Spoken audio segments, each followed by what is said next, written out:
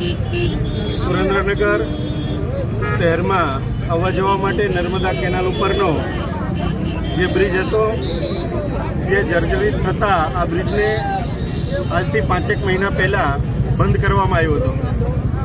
24મી August 2025ના રોજ દુધરેજ વડવાળા મંદિરના કોઠારી બાપુ પૂજ્ય મુકુંદરામ બાપુની પ્રેરક ઉપસ્થિતિમાં આ બ્રિજનું ખાતમુહૂર્ત કરવામાં આવ્યું અને આજે બરાબર 115 દિવસ પછી આ બ્રિજનું પુનઃ લોકાર્પણ કરવામાં આવ્યું છે.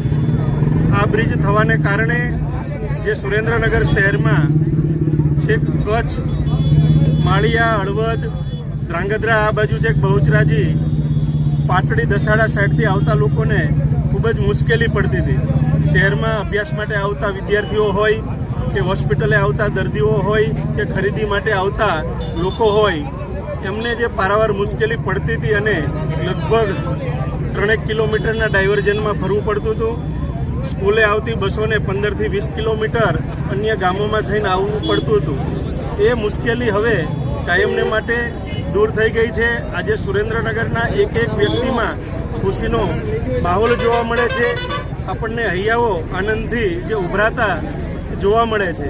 અને આજે વડવાળા મંદિરના પૂજ્ય મુકુંદરામ બાપુની પ્રેરક ઉપસ્થિતિમાં અને અમારા જિલ્લા ભાજપના મહામંત્રી ભાઈ શ્રી હાર્દિકભાઈ ટમાલિયા, અમારા શહેરના અધ્યક્ષ ભાઈ શ્રી દેવાંગભાઈ રાવલ અને પાર્ટીના સૌ પદાધિકારીશ્રીઓ, અધિકારીગણ અને સંગઠનના સૌ અને ચૂંટાયેલા સૌ જનપ્રતિનિધિશ્રીઓની પ્રેરક ઉપસ્થિતિમાં આ બ્રિજને ખુલ્લો મૂકવામાં આવ્યો છે.